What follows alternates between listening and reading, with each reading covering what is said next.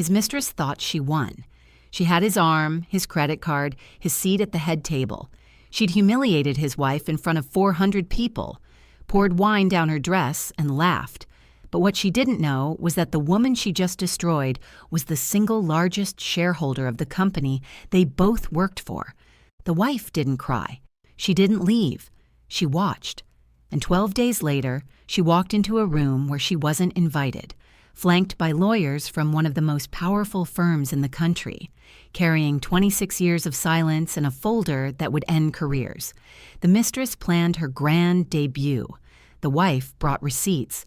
Before we begin, tell me in the comments, have you ever stayed quiet when you could have spoken up? This story is for you.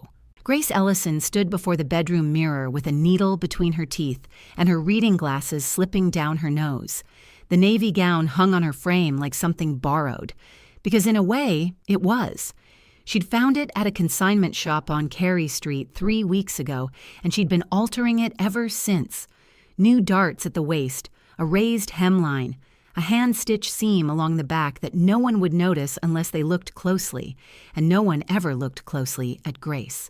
She pulled the needle from her lips and made the final stitch, snipped the thread, held the dress at arm's length and studied it the way she used to study blueprints in her interior architecture program, the one she'd abandoned 23 years ago so Richard could take the job at Monarch Capital. 23 years.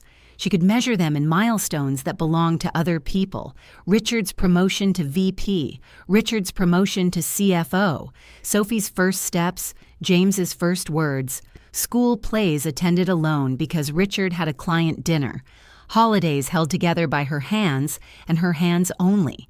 She had raised 2 children, managed every crisis, and somewhere along the way stopped being a person and become a function. The wife, the mother, the background.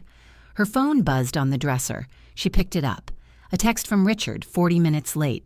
Lobby, 1 word, no punctuation. She stared at it longer than it deserved, then set the phone down and stepped into the dress. She zipped it herself. She'd been zipping her own dresses for years. The Jefferson Hotel ballroom was enormous. 400 guests in black tie filled the space beneath crystal chandeliers, and the noise hit Grace like a warm wall. Laughter, clinking glass, the low hum of money talking to money. Monarch Capital's annual charity gala. She'd attended every one for 2 decades. She scanned the room for Richard and found him near the bar. He was leaning toward a woman Grace recognized immediately. Vanessa Hale, Monarch's Director of Investor Relations, 34, sharp-featured, immaculate. She wore heels that cost more than Grace's monthly staging income, and she stood close enough to Richard that their shoulders nearly touched. Grace's chest tightened. She started across the room. She didn't make it. Vanessa appeared at her side like something summoned, flanked by 2 women from the firm, wine glass in hand, smile wide and empty. Grace, oh my God, you came. Vanessa's eyes traveled down the dress. Did you alter that yourself? That's so brave. Before Grace could answer, the wine glass tilted. Red wine poured down the front of the navy gown in a long, deliberate splash. Grace gasped and stumbled back. The women on either side of Vanessa covered their mouths. The gesture was rehearsed. Oh no. Oh honey, I'm so sorry.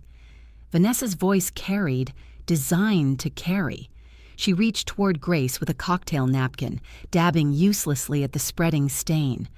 Someone should have told her this isn't that kind of party. Laughter, not from everyone, but from enough. Grace looked across the room toward Richard. He was watching. His hand was on his drink. He did not move. He did not move. Grace felt the wine soaking through to her skin, warm and then cold.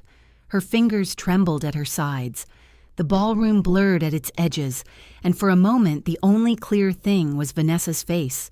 Satisfied, already turning away, already looping her arm through Richard's at the bar as though Grace were a minor inconvenience that had been handled. Grace turned and walked toward the restroom. Behind her, laughter rippled and faded. The stain on her chest spread like something alive. Richard turned back to the bar without moving toward his wife. Grace locked the stall door and pressed her back against it. Her hands were shaking. She pulled a fistful of paper towels from the dispenser and pressed them against the wine stain, but the dark bloom had already set into the fabric. Ruined.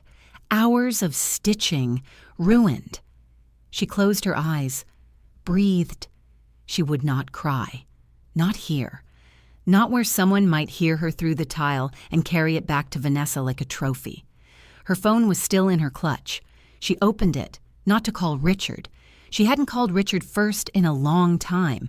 Instead, she scrolled to an email she'd read 14 times in the last 3 weeks. The sender was Leonard Price, attorney at law. The subject line read, "Final transfer. Morrow Legacy Holdings." Grace sat on the closed toilet lid and read it again. Her mother, Helen Morrow, had died 18 months ago.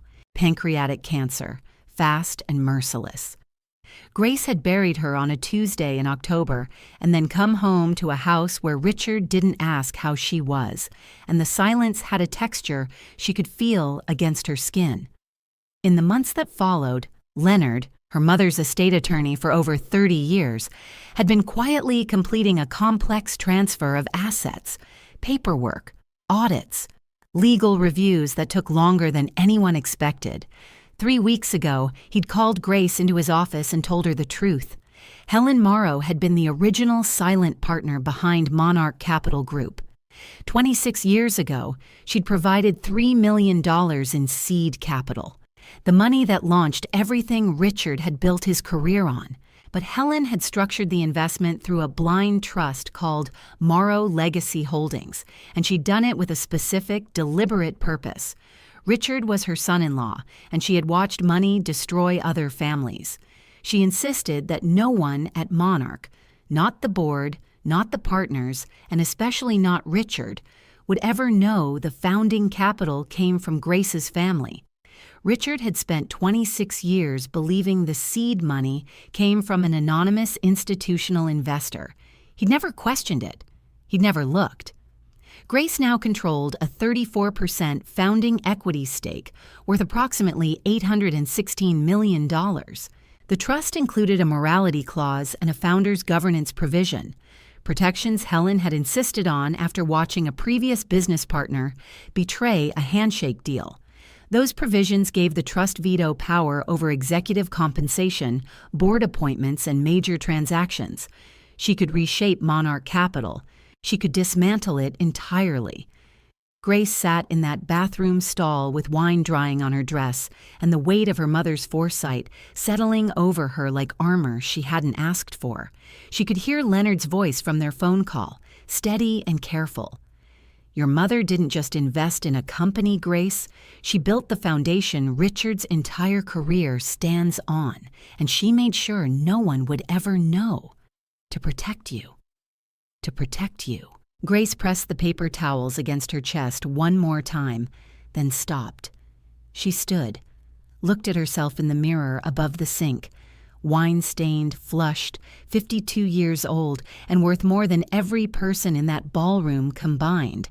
She didn't fix the stain. She didn't hide. She walked back into the ballroom with the dark splotch still visible on her chest, and she saw exactly what she expected to see. Vanessa seated beside Richard at the head table, in Grace's chair. Grace didn't flinch. She found an empty seat near the back of the room, sat down, and folded her hands in her lap. She watched. The most powerful person in that ballroom was the woman in the stained dress, sitting alone at the back, and no one knew it but her. Monday morning, 3 days after the gala. Vanessa Hale sat in her corner office at Monarch Capital with her phone in one hand and a coffee she hadn't touched in the other. The morning light hit the glass wall behind her, and she caught her own reflection for a moment. Sharp, composed, untouchable. She looked away and started typing. The group text went to 11 women, executive wives, the social circle that orbited Monarch Capital like a small, polished solar system. Charity lunches, school fundraisers, holiday cocktail parties. Grace had been part of that circle for 20 years. Vanessa's message was crafted with precision. "Just checking in on everyone after Saturday. I feel terrible about what happened with Grace. I think she was just overwhelmed, bless her heart. Has anyone talked to her? I worry about her sometimes. That little staging hobby of hers." She added a concerned face emoji. Then a second message. "Between us. Did anyone see the dress?" The replies came fast, laughing emojis. One woman typed, "I can't." Another, "She tries so hard." None of them said Grace's name with anything resembling loyalty. None of them defended her. Vanessa didn't need to give orders. She never did. She planted the frame, concerned friend, reluctant gossip, and let the group do the rest. Later that morning, she leaned into Richard's office doorway and murmured that Grace's presence at firm events was becoming a distraction. Richard nodded. He always nodded. By noon, he had emailed the retreat coordinator to remove Grace from the investor weekend guest list. By evening, he had called the credit card company. Vanessa was the architect. Richard was the willing instrument. He signed what she designed, and he never once looked up from the page to ask what he was building. Grace discovered the freeze-out the way you discover ice. Slowly, then all at once. Tuesday morning, she called Patricia Langford, the CEO's wife. They'd been friends for 18 years. Book clubs, school pickups, a decade of shared holidays. Patricia's phone rang 4 times and went to voicemail. Grace called again. Wednesday. No answer. She texted 2 other women about a lunch they'd planned the previous week. One replied, "Something came up." The other didn't reply at all. Thursday evening, Grace opened the group chat she'd been part of for 6 years and found a blank screen. She'd been removed. No message, no explanation. 20 years of friendships erased in the time it took to swipe left and tap remove. Her phone sat in her hand, quiet as a stone. Friday morning, Grace drove to Church Hill. She had a staging consultation booked, a small ranch house on a narrow street where the porches sagged and the yards were fenced with chain link. She parked, gathered her measuring tape and notebook, and knocked. Denise Carter opened the door with a 4-year-old on her hip. She was 29, thin in the way of women who skip meals so their children don't have to, wearing a secondhand coat indoors because the heating barely worked. Her daughter, Lily, had dark, watchful eyes and a stuffed animal clutched against her chest. "Miss Ellison, I'm Denise. Come in." The house was small, clean but worn down to the bones. Scuffed floors, a kitchen faucet that dripped, walls that hadn't seen fresh paint in a decade. Denise needed to sell fast. Her ex-husband, Marcus, was restrained by court order but not by conscience, and every day she stayed in this house was a day too close to him. She walked Grace through the rooms quickly, pointing out problems like a woman used to apologizing for where she lived. In the kitchen, Denise stopped. She looked at the floor. "I should be honest with you. I looked up your rates, and I can't do $1,500. I thought maybe I could, but after the legal fees..." She trailed off. Her jaw tightened the way jaws tighten when you're trying not to cry in front of a stranger. Grace set her notebook on the counter. "There's no fee," she said. Denise looked up. "What?"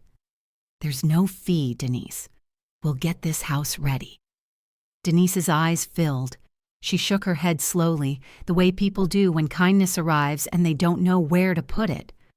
"Why would you do this for someone you just met?" Grace was already kneeling by the baseboard, measuring tape in hand. She didn't look up, because someone should. That afternoon, Grace worked. She measured every room.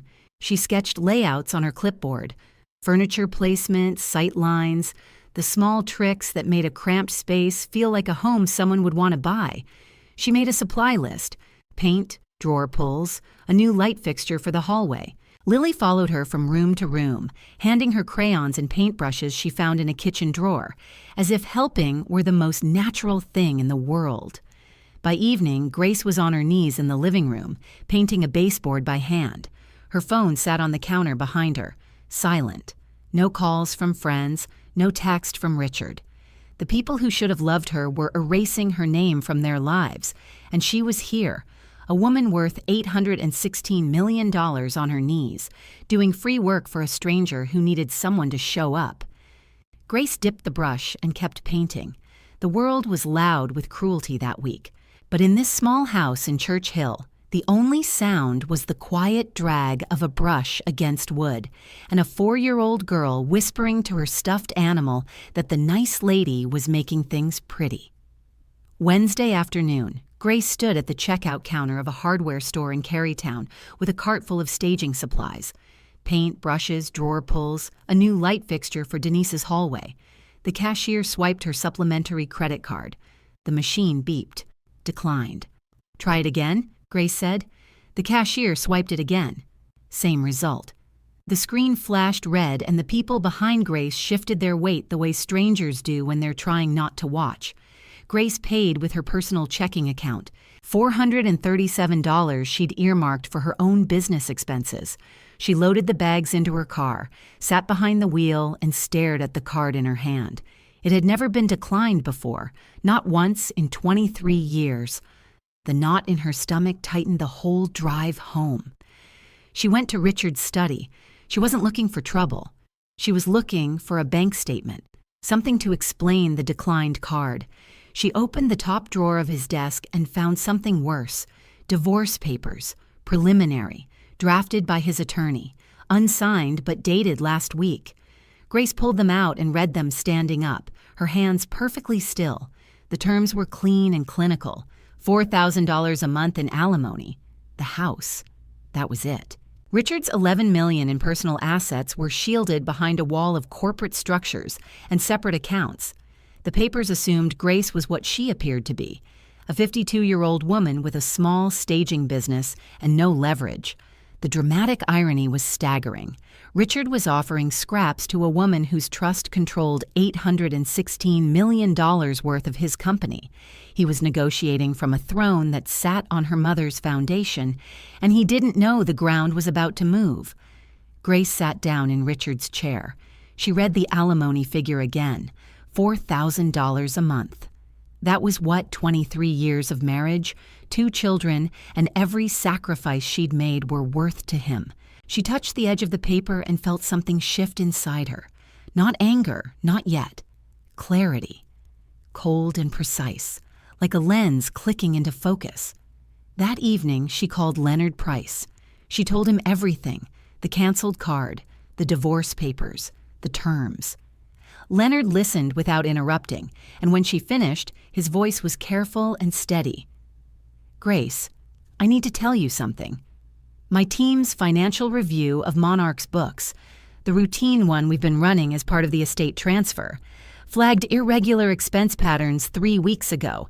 There's a recurring line item labeled Client Entertainment that doesn't match any client records on file. I held off investigating further until the transfer was complete, but given what you found—" "Investigate now," Grace said. Her voice was steady. "Barely.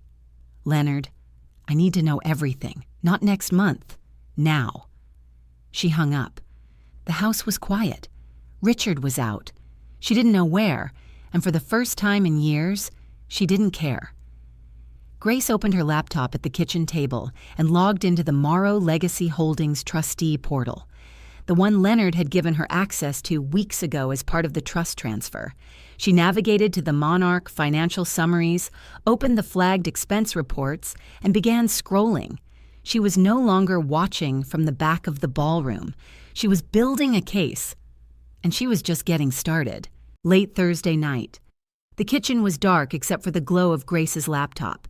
A cup of tea sat untouched beside her, long gone cold. She'd been at the table for 4 hours, cross-referencing the expense items Leonard's team had flagged with Monarch's internal records through the trustee portal. Her eyes burned. Her back ached. She didn't stop.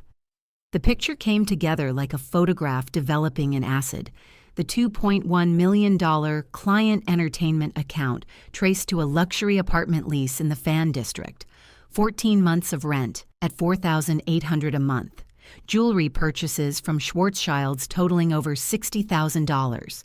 First-class travel for 2, booked through a personal travel agent. Napa, Aspen, the Bahamas. All billed to Monarch's operating expenses, all buried under a label designed to look routine. 14 months, almost exactly the length of the affair. Grace wasn't discovering this from scratch.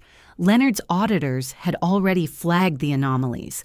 But she was the one connecting the dots, matching dates to Richard's business trips, matching purchase amounts to things she'd noticed and dismissed. The diamond earrings Vanessa wore to the gala. The weekend Richard claimed he was at a conference in Denver. The cologne Grace hadn't bought him. She printed everything, 43 pages. She stacked them neatly and set them on the table. Then her phone buzzed. An email from Richard. Not a call. An email. Subject line. Retreat update. 3 sentences. The investor retreat at Keswick Hall was partners only this year. Her attendance isn't necessary. He hoped she'd understand. Grace read it twice. Partners only. Disinvited from the company her mother built with $3 million and a handshake.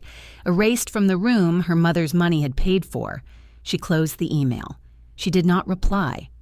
In one evening, she had absorbed the full evidence of her husband's affair. Hotel rooms and jewelry and flights for 2, and a formal notice that she was no longer welcome in his professional life. The cruelty had escalated like a staircase. Social humiliation, then financial control, and now institutional erasure. Each step designed to make her smaller. Each step designed by Vanessa, executed by Richard. Grace locked the printed expense reports in her mother's old jewelry box. The wooden one with the tarnished clasp that still smelled faintly of Helen's hand cream. Then she called Leonard. "Fast-track the forensic audit," she said. "Everything I found tonight. Everything your team flagged. Package it." Leonard's voice was measured, but she could hear the edge beneath it. "Grace, what they've buried is enough to end careers and trigger criminal referrals. Your mother's protections were built for exactly this moment. The question is when you walk through that door." "The retreat," she said. "Keswick Hall, 12 days. My team can have it ready in 10. The next morning, Grace drove to Denise's house and worked. She painted walls, arranged furniture she'd found at Habitat Restore, hung curtains she'd hemmed the night before. Her hands moved with purpose, steady and sure, even as her world cracked underneath. Physical work had always been her way of processing what words couldn't hold. Late afternoon sun streamed through the living room windows as she hung the last curtain rod. Her hands were steady. Her mind was clear. She had chosen her moment. The same event she'd been disinvited from. They just didn't know she was coming. Saturday morning, 1 week before the retreat. Grace pulled into Denise's driveway with a trunk full of staging supplies and a paper bag of art supplies she'd bought for Lily.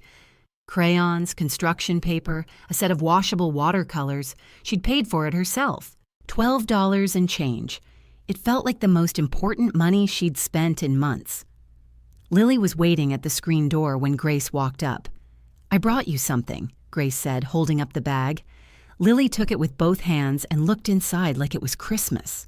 She pulled out the crayons and held them against her chest, and the look on her face, gratitude so big it didn't fit in a 4-year-old body, nearly broke Grace right there on the porch. They started on Lily's bedroom. It was the smallest room in the house, barely big enough for a twin mattress and a plastic dresser. The walls were dingy beige, scuffed at the baseboards, with a water stain in one corner shaped like a crescent moon. Grace had a plan. She painted the walls soft lilac, 2 coats careful and even, cutting in around the window frame by hand. She hung thrift store frames in a gallery arrangement above the bed. She'd sewn curtains from fabric remnants the night before, pale lavender with tiny white flowers, and she threaded them onto a rod she'd bought at the hardware store for $9. Lily stood beside her the whole time, handing her paintbrushes and rollers with the solemn focus of a surgical assistant. Grace's buried talent was fully visible in this room. The eye for proportion, the instinct for light and color, the ability to make nothing look like something. These were the skills she'd studied in her interior architecture program 25 years ago, the skills she'd given up so Richard could climb. She'd spent 2 decades using them to make his world beautiful, and he'd never once noticed the hand behind it. Now she was using them for a stranger's child, and it mattered more than anything she'd ever designed. While Lily colored on the kitchen floor, Denise told Grace the rest. Marcus, the ex-husband. The control that started small and grew until it swallowed everything. The restraining order. The fear that he'd contest the home sale just to drag her back into court. $12,000 in legal fees she couldn't pay. Grace listened. She didn't offer advice. She didn't flinch. She just sat on the porch step beside Denise and let the silence hold what words couldn't. During a break, Sophie called. Grace's daughter had her mother's perceptiveness and none of her patience. "Mom, you sound weird. What's going on?" "Nothing, sweetheart. Just busy with a job." "You always say that when something's wrong." "And you always push when I do," Grace said, smiling despite herself. "I'm fine, I promise." She hung up, sat alone on the porch for a moment and let the grief come.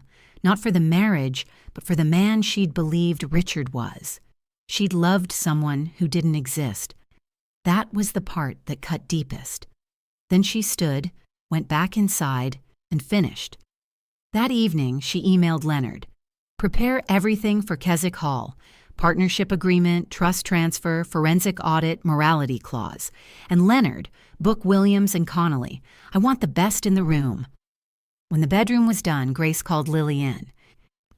The little girl stood in the doorway and went perfectly still. Her dark eyes swept across the lilac walls, the curtains catching the last of the daylight, the gallery frames filled with her own crayon drawings Grace had quietly collected and mounted. Lily stepped inside. She turned in a slow circle. Then she grabbed Grace's leg and held on. "It's like a princess lives here." Grace knelt until she was eye to eye with the little girl. She brushed a strand of hair off Lily's forehead and smiled. "A princess does live here." She drove home in the dark. Passing the Jefferson Hotel, she saw the ballroom windows glowing, warm and golden, the same light that had illuminated her humiliation 2 weeks ago. She didn't look away. She didn't flinch. She was not the same woman who had left that restroom with wine on her dress, and in 7 days everyone would know it. Tuesday evening, 4 days before the retreat. Vanessa's apartment in the Fan District was exactly what you'd expect. Sleek furniture, clean lines, a kitchen that looked like no one had ever cooked in it. The rent was $4,800 a month, paid through a Monarch expense account labeled Client Entertainment. Vanessa didn't think about that. She didn't need to. It was simply the way things worked when you were winning. She sat cross-legged on the leather sofa with her laptop open and a glass of Sancerre in her hand, walking Richard through the retreat logistics, seating arrangements, talking points for the investors. How to introduce her role at the Saturday dinner with the right blend of professional authority and personal warmth. Enough to signal the transition, not so much that it became a headline. "You'll open with the Q3 performance summary," she said, scrolling through slides. "Then I'll present investor pipeline. We sit together at the head table, naturally, not staged. By dessert, it's done. Everyone sees it. Everyone accepts it." Richard nodded from the kitchen island where he was unpacking Thai takeout. He nodded at most things Vanessa said. It was easier than thinking about them. "And the VP title?" she added, not looking up from the screen. "I want it announced before year-end. It's overdue." "I'll talk to Douglas," Richard said. "Good." She said it like she was checking a box. Because she was. Vanessa wasn't just replacing Grace. She was building something. A title. A seat at the table. Institutional power that wouldn't depend on Richard's affection lasting. She'd watched her own mother get left behind by an ambitious man, and she'd promised herself she'd never be the one standing in the driveway. She would be the one inside, always inside. Richard's phone buzzed on the counter. He picked it up and his thumb paused over the screen. A photo. The old beach vacation one that surfaced sometimes in his camera roll. Sophie at 10, James at 7, Grace laughing with sand in her hair and the sun behind her. She looked happy. She looked like someone he'd forgotten existed. Vanessa noticed the pause. "What are you looking at?" Richard turned the phone over. "Nothing." "Richard." She stood, walked over, took the phone, glanced at the photo. Her expression didn't change. She set it face down and adjusted his collar with both hands, the way a mother straightens a child before church. "She had you for 23 years, and she didn't do anything with it," Vanessa said. "You built this, not her." Richard didn't answer. The flash of guilt, real, small, insufficient, guttered out like a match in the wind. He picked up his wineglass instead. Vanessa returned to the sofa and smiled. After Saturday, no one will even remember her name. Across town, in a quiet house on a quiet street, Grace Ellison sat at her kitchen table with her phone on speaker. Two voices filled the room: Leonard Price and Margaret Chen, senior partner at Williams and Connolly. "The forensic audit package is complete," Leonard said. 43 pages, independently verified. The morality clause is enforceable under the original partnership agreement, and the founder's governance provision allows the controlling stakeholder to call a board vote at any time on any matter of executive conduct. "The legal standing is airtight," Margaret confirmed. Her voice was the kind that didn't need volume to carry weight. "Every action you take Saturday will hold." Grace was quiet for a moment. Then she asked one question. "Will he know it was my mother?" Leonard's answer was gentle and precise. "Not until you tell him." Grace closed her eyes. She thought of Helen. Sharp-eyed, calloused hands, the garden she kept until her final year, a woman who built things in silence and never needed her name on them. "Good," Grace said. "Then I'll tell him myself." 4 days until the retreat. In the Fan District apartment, Richard and Vanessa clinked their glasses in a room that Helen Morrow's money had unknowingly financed, toasting a future they were certain belonged to them. They had no idea what was coming. Saturday morning, 7 o'clock. 2 women woke up in 2 different places, and both of them knew that today would change everything. At Keswick Hall, in a suite overlooking the Blue Ridge foothills, Vanessa Hale laid her evening outfit across the bed. A fitted black dress, the Louboutins, a strand of gold at her throat. She reviewed the seating chart one final time, running her finger along the head table. Richard to her left, the board chairman to her right. She'd placed herself exactly where she wanted to be. Tonight was her debut. Tomorrow it would be settled. The old world, Grace's world, would be gone, and the new one would begin. In Richmond, in a kitchen that smelled like coffee and morning light, Grace sat with a leather folder on the table beside her. Inside it, the original partnership agreement, the trust transfer documentation, the morality clause, the forensic audit summary, 43 pages of evidence that would end her husband's career and unmask the woman who had tried to erase her. Grace didn't open the folder. She already knew every page. She called Sophie first. Her daughter answered on the second ring, already suspicious. Grace's voice was different, warmer, more deliberate, as if she were trying to memorize the sound of her own children. "I love you," Grace said. "I'm about to make a decision that's been a long time coming." "Mom, what's going on?" "I'll tell you everything tomorrow, I promise." She called James next. He was quieter, the way he always was. He listened more than he asked. She told him she loved him. He said he loved her, too, and she could hear in his voice that he sensed the ground shifting even if he couldn't name the tremor. Then Grace drove to Church Hill one last time. Denise's house was transformed. The scuffed floors gleamed under area rugs Grace had found for $11 each. The kitchen was bright, the living room warm and staged to suggest a life someone would want to buy. The listing photos were being taken Monday. The house would sell. Denise would be free. Denise met her on the porch. Her eyes were wet before Grace even spoke. "I don't know how to thank you," Denise said. "You don't need to." They hugged, the kind of hug between women who have held their worlds together alone and recognize that weight in each other. Through the window, Lily waved from the lilac room. Grace pulled away before Denise could see her eyes fill. "You're going to be fine, both of you." She drove west on Course 64 toward Charlottesville. The highway stretched ahead, green hills rolling under a wide Virginia sky. She wasn't wearing the altered navy dress. She wore something simple, well-fitted, and chosen entirely for herself. No borrowed elegance, no apology. Leonard and Margaret were waiting in the Keswick Hall parking lot at 6:30. Leonard wore the same charcoal suit he'd worn for 30 years, Helen's fountain pen clipped to his breast pocket. Margaret had her reading glasses pushed up on her forehead and a steel watch on her wrist.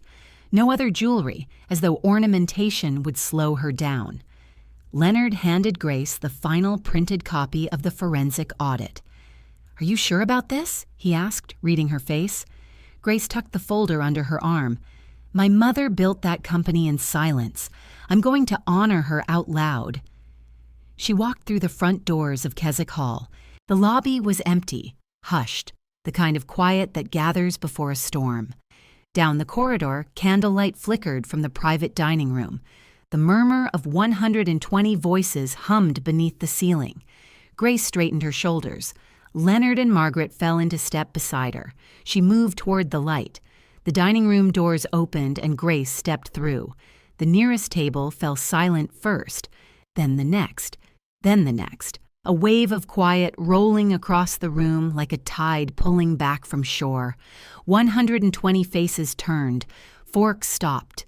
Conversations died mid-sentence. The candlelight flickered against crystal and silver, and in that hush, the only sound was Grace's shoes on the hardwood floor. Vanessa's fork froze mid-air. Richard, mid-sentence with an investor, looked up and went white. The color drained from his face so fast it was almost theatrical. Except it wasn't theater. It was the beginning of the end of everything he thought he knew. Vanessa recovered first. She half rose from her chair with a brittle smile already forming. The performance smile, the one designed for audiences. "Grace, what a surprise. We didn't expect—" Grace didn't look at her, didn't acknowledge her. She walked directly to the front of the room, past the head table, past Richard, past Vanessa's empty smile, and turned to face the investors and board members. Leonard Price stood to her left, Margaret Chen to her right. The room was completely still. "My name is Grace Ellison," she said. Her voice was steady, not loud. She didn't need loud.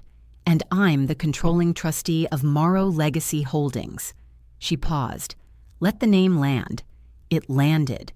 Every senior person in the room knew that name. Morrow Legacy Holdings, the anonymous founding stakeholder on Monarch Capital's cap table, the entity that had provided the original $3 million 26 years ago, the ghost behind the company's origin story that no one had ever unmasked. Grace projected the original partnership agreement onto the screen behind her. Helen Morrow's signature, dated 26 years ago, the trust transfer document naming Grace as the successor trustee, the 34% equity stake, the single largest founding position in the firm. Murmurs rippled across the room. Board members exchanged sharp glances. Two investors leaned toward each other in urgent whispers. Richard stared at the screen, at his mother-in-law's signature. Grace watched comprehension crash across his face in stages. Confusion first, then recognition, then disbelief, then something deeper. Horror. He looked at Grace as if seeing her for the first time, and in a way, he was. 26 years of believing he'd built his career on an anonymous investor's bet. 23 years of marriage to the woman whose family had made all of it possible. He never knew. He never once looked. Grace opened the forensic audit. She presented it methodically, without emotion, letting the numbers do what numbers do. The hidden $2.1 million expense account, the Fan District apartment lease, the jewelry purchases from Schwarzschilds, the first-class travel for two, Napa, Aspen, the Bahamas, all disguised as client entertainment, all traceable to Richard Ellison and Vanessa Hale over 14 months. She didn't editorialize. She didn't accuse. She turned each page like a woman reading a grocery list, calm, precise, devastating. Margaret Chen stepped forward after each finding and confirmed in her quiet, immovable voice that it had been independently verified by her firm. Vanessa's composure was cracking. Her jaw was tight. Her hands gripped the edge of the table. The performance smile was gone, replaced by something raw. The look of a woman who had built her fortress on ground she didn't own and just felt the first crack in the foundation. Grace turned from the screen to Richard. She looked at him directly. The man she'd married, the man she'd built a home for, the man who'd let another woman pour wine on her dress and hadn't moved. "I didn't come here to embarrass you, Richard," she said. "I came here because you forgot whose money built the floor you're standing on, and you never bothered to find out." Richard didn't speak. His hand was wrapped around his wine glass so tightly his knuckles were white. Grace turned to the full room, 120 faces, investors, board members, the people who ran Monarch Capital. She spoke to all of them. "As controlling trustee of Morrow Legacy Holdings, I'm exercising the founder's governance provision. I'd like to address the board." Dead silence. Douglas Whitfield, the board chairman, silver-haired, signet ring catching the candlelight, met Grace's gaze from across the room. He nodded once, slowly, deliberately. "The floor is yours, Mrs. Ellison." And what happened next changed everything. The room held its breath. Grace stood at the front, the forensic audit still projected behind her, and spoke the words that would end her husband's career. "As controlling trustee of Morrow Legacy Holdings, I am formally invoking the morality clause and the founder's governance provision of the original partnership agreement." Her voice was level, unhurried, every word placed like a stone. "I move to terminate Richard Ellison as Chief Financial Officer of Monarch Capital Group, effective immediately, for misappropriation of company funds and breach of fiduciary duty." Richard's knuckles went white around the edge of the table. "I further move to remove Vanessa Hale from her position as Director of Investor Relations for complicity in the same." Margaret Chen stepped forward. She adjusted her reading glasses and addressed the board with the calm precision of a woman who had argued before the Supreme Court and found this no more difficult. "Both actions are legally grounded in the original partnership agreement, Sections 12 and 14. The forensic evidence has been independently verified by my firm. The governance provision grants the controlling stakeholder authority to call an immediate board vote on executive conduct."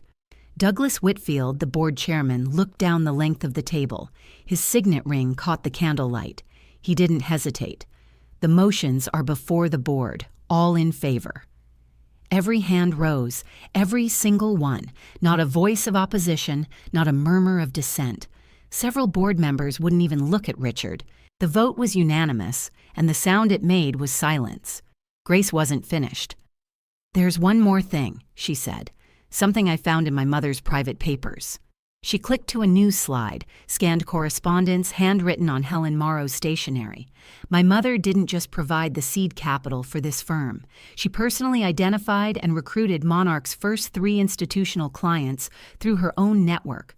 Those introductions generated $14 million in the firm's first 2 years." She let that land. The entire foundation of Monarch Capital, from the first dollar to the first clients, traces back to a woman whose name never appeared on a single piece of letterhead. Richard's face changed. The horror that had been there since the partnership agreement first appeared on screen shifted into something deeper and worse. The slow, crushing realization that the story he'd told himself about his own life was not true, had never been true. He hadn't built this. He had inherited it from a woman he'd never thanked, married to a woman he'd tried to discard. Grace turned to the room. She didn't raise her voice. She didn't need to. "You mistook my silence for weakness. You mistook my kindness for ignorance. I built the ground you're standing on, and I decide who stands on it." She paused. Let the words settle into bone. "My mother believed that what you build in silence will outlast anything the world shouts at you. She was right. I'm here to make sure her legacy, and this company, reflects that." Behind her, a chair scraped. Vanessa was on her feet. Her composure had shattered like something dropped from a height. Her face flushed, her voice climbing. You can't just...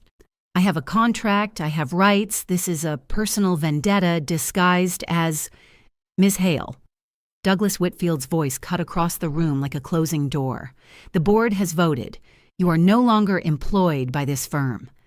Two staff members appeared at Vanessa's side. She looked from them to Douglas to Grace, searching for an ally, a crack, a way to spin this. There was none. Her mouth opened and closed. No sound came out. They escorted her from the room. Her heels clicked against the hardwood floor. The same confident rhythm that had carried her through every corridor of Monarch Capital for 3 years. But this time, the sound was different.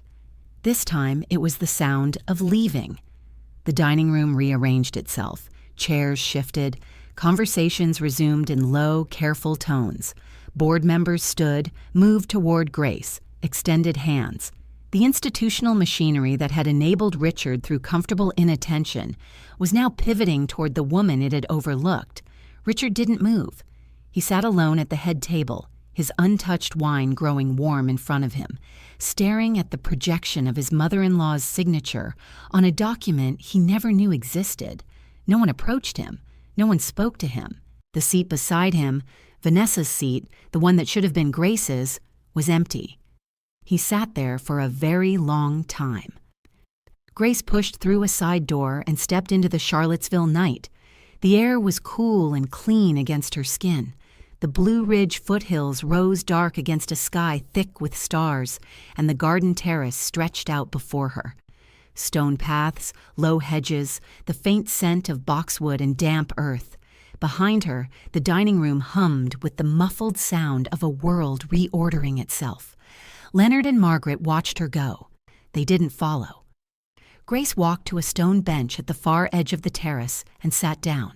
She put her hands on her knees. She looked at the mountains, and then she broke, not in defeat, in release. 23 years of silence came pouring out in the dark. Every swallowed slight, every solo bedtime, every dress she'd altered herself, every dinner she'd kept warm for a man who came home late, smelling like a cologne she hadn't bought. She cried the way people cry when they've been holding their breath for so long they've forgotten what breathing feels like. Hard, shaking. The kind of crying that doesn't care who hears it because the person doing it has finally stopped performing composure for a world that never earned it. She cried for the marriage she'd believed in, for the man Richard used to be, or the man she'd thought he was, for the years she'd given and the years she couldn't get back, for her mother who had seen all of this coming and built the architecture to save her and died before Grace could say thank you. Slowly, the shaking stopped. Grace steadied. She looked down at her hands, paint still in the creases of her knuckles from Denise's house. The same hands that had sewn her gala dress, held her children, painted a little girl's bedroom lilac, hands that had built things no one noticed for 23 years. She wiped her face and breathed. Leonard found her a few minutes later. He sat down beside her on the bench, unhurried, the way he did everything. "The board convened an emergency session 5 minutes after you left," he said.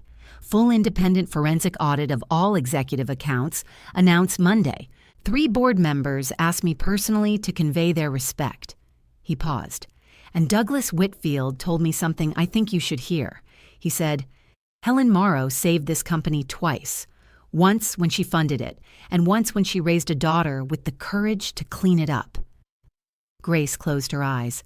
Her mother's name, spoken with reverence in a building her mother's money had paid for. It was enough. It was more than enough. She pulled out her phone and called Sophie. This time, she told her the truth. Not every forensic detail, but the shape of it. The trust, the inheritance, the affair, the fraud, what she'd done tonight. She told it simply, the way you tell a story that belongs to someone else now. Sophie was silent for a long time. Then her voice came through, cracking at the edges, fierce with something bigger than anger. "Mom, you did that? You walked in there alone?" Grace looked up at the Virginia sky. "Not alone, sweetheart. Your grandmother was in every page of that folder." Sophie's breath caught. "I'm driving to Richmond first thing tomorrow." "I know you are," Grace said. She smiled for the first time in hours. Her phone buzzed during the call. A text from James. 3 words. "Mom, call me." She promised Sophie she would. Grace walked back through the lobby. She passed the dining room doors, still closed, the emergency session ongoing. She didn't go back in. She'd done what she came to do. She got in her car and pulled out of the Keswick Hall parking lot onto the dark highway. She didn't turn on the radio. The road was quiet. The hills were black silhouettes against the stars. Somewhere behind her, the world she'd endured for 23 years was rearranging itself around her absence. And ahead of her, stretching out in the headlights like something she'd almost forgotten existed, was the open road and the freedom to choose where it led. Monday morning, 9 o'clock. Richard Ellison sat in the consultation room of a mid-tier divorce attorney's office on Broad Street in Richmond. The furniture was clean but uninspired. Laminate table, leather chairs that had seen better decades, a water cooler humming in the corner. This was not the powerhouse firm Richard had expected to hire. 3 top firms had declined to represent him the moment they learned Morrow Legacy Holdings was the opposing party. No one wanted to stand across from Williams and Connolly with a forensic audit in evidence. The attorney across from him was competent, cautious, visibly uncomfortable with the case's profile. He slid the settlement documents across the table.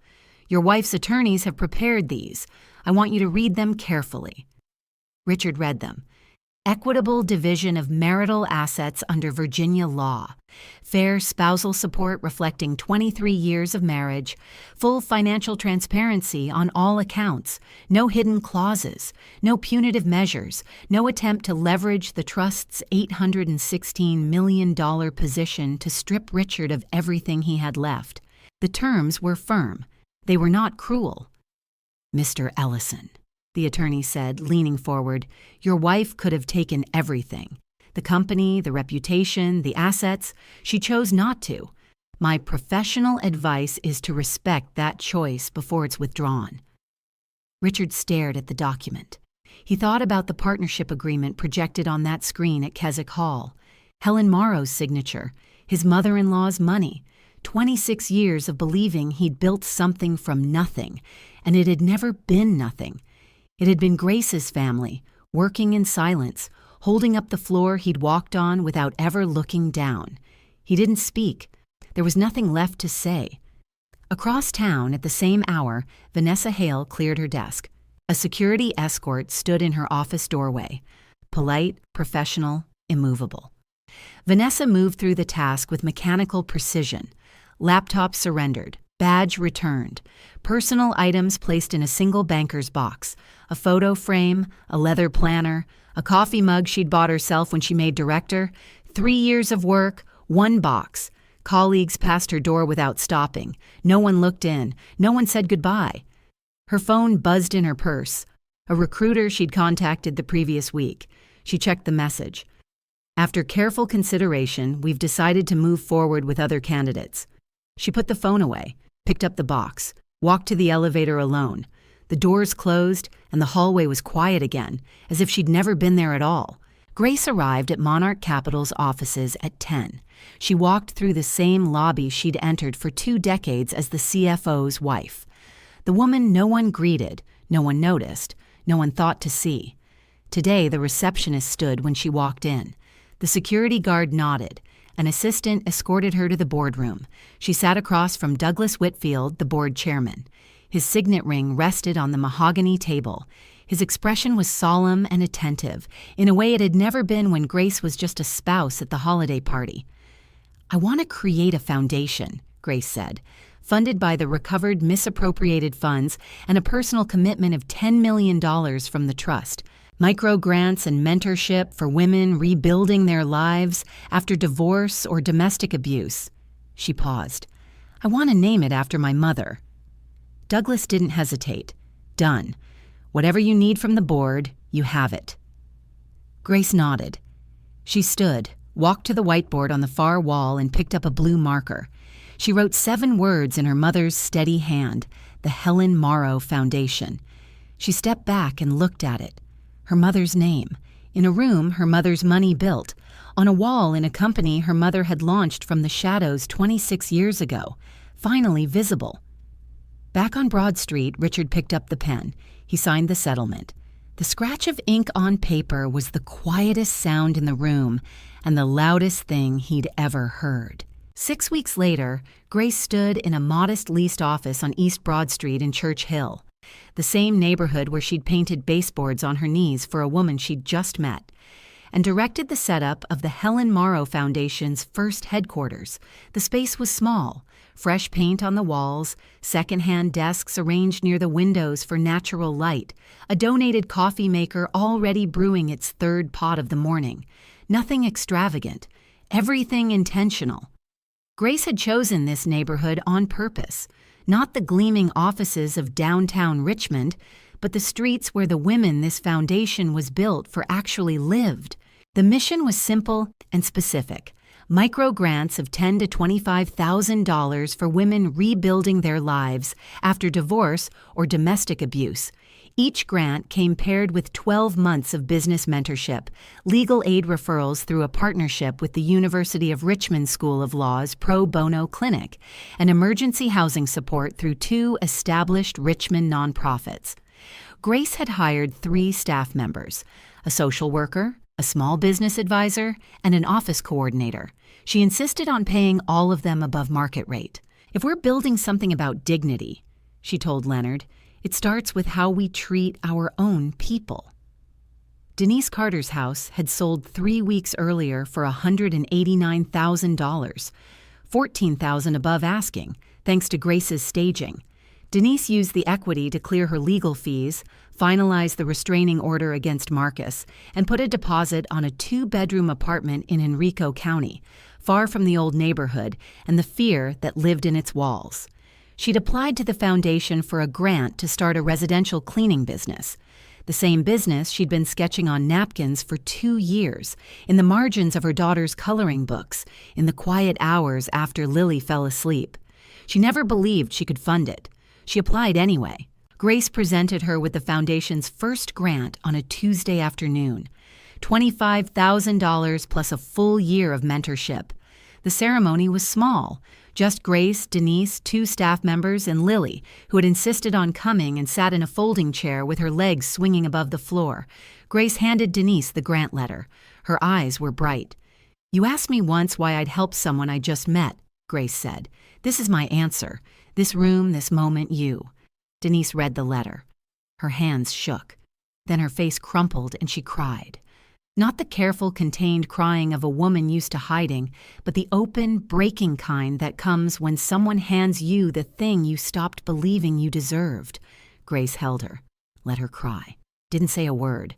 Lily watched from her chair with wide, serious eyes. She didn't fully understand what was happening, but she understood that her mother was crying and the nice lady was holding her, and that something important had just changed. She slid off the chair, walked over, and tugged Grace's sleeve. In her other hand was a crayon drawing, 2 figures standing inside a room with purple walls, one tall, one small. "That's us," Lily said. "In the princess room." Grace took the drawing and knelt so she was eye to eye with Lily. "It's beautiful," she said. "Can I keep it?" Lily nodded like it was the most obvious question in the world. That evening, Sophie and James came to the office. Sophie arrived first. She'd driven from Charlottesville with a notebook full of ideas for the mentorship curriculum, her grandmother's gold chain glinting at her throat. She walked through the space, touching everything, reading the mission statement Grace had framed on the wall, asking questions with the sharp focus of a woman finishing her MBA who just found the project that mattered more than any case study. "I want to help design the mentorship program," Sophie said, "if you'll let me." "I was hoping you'd say that," Grace said. James arrived later, quieter, wearing a worn university sweatshirt. He didn't say much. He walked through the office slowly, looked at the framed photo of his grandmother on the wall, and then turned to his mother and held her for a long time. "I'm sorry I didn't see what was happening sooner," he said. Grace held him back. "There's nothing to be sorry for, sweetheart." But there was something in the way James pulled back and looked at her. Steady, clear-eyed, his mother's stillness in his father's frame. That told her he would carry that awareness forward. Richard's weakness had not been inherited. The cycle was broken. After they left, Grace stood alone in the quiet office. She took Lily's crayon drawing and pinned it to the wall beside the framed photograph of Helen Morrow she'd hung that morning, the first piece of art in the space. She stepped back and looked at them side by side. A 4-year-old's drawing of a lilac room, a photograph of a sharp-eyed woman with calloused hands, and a garden she kept until her final year.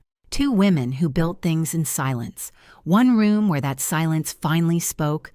1 year later, the Jefferson Hotel ballroom, 400 guests, black tie, chandeliers, the exact room where red wine had been poured down Grace Ellison's dress, and Grace Ellison was seated at the head table. The Helen Morrow Foundation's inaugural fundraising gala filled every chair in the house. The same crystal chandeliers that had lit Grace's humiliation now cast their light on something entirely different. A room full of people who had come to celebrate what one woman's quiet courage had built. Douglas Whitfield stood at the podium. The board chairman who had once enabled Richard through comfortable inattention now served on the foundation's board, channeling the same institutional weight toward a cause that mattered. He read the first-year numbers, and the room listened. 43 grants awarded, totaling $780,000. 31 small businesses launched, 12 women and their children placed in safe housing through partner organizations, a second foundation office opening in Norfolk in the spring, and tonight's gala had raised $2.3 million in a single evening, enough to fund the next 2 years of operations and expand the mentorship program statewide. The applause was long and warm. Then Denise Carter stood up from her table, walked to the podium, and told her story. She was wearing a dress she'd bought with money from her own business, Carter Clean, a residential cleaning company with 4 employees and a contract with a Henrico County property management firm. Her nails weren't bitten down anymore. Her coat wasn't secondhand. She stood at that microphone with the quiet steadiness of a woman who had walked through fire and come out the other side holding her daughter's hand. She told it simply. The house she'd needed to sell, the woman who showed up with measuring tape and paintbrushes and asked for nothing, the baseboards painted by hand, the lilac room, the grant that turned a napkin sketch into a real company. She didn't call Grace a savior. She called her something better. She was the person who saw me before I could see myself. The room was in tears. 400 people, investors, board members, business owners, foundation staff, sat in the same ballroom where Grace had once been invisible, and they wept for a 29-year-old woman in a dress she'd earned, telling the truth about what it means when someone shows up. Grace gave the closing remarks. She didn't mention Richard. She didn't mention Vanessa. They were not part of this story anymore.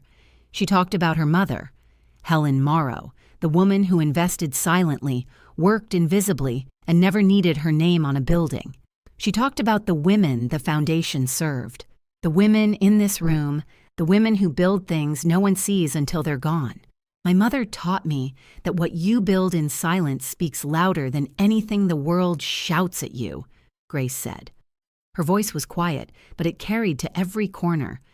This room, every grant, every business, every child sleeping safely tonight is proof she was right.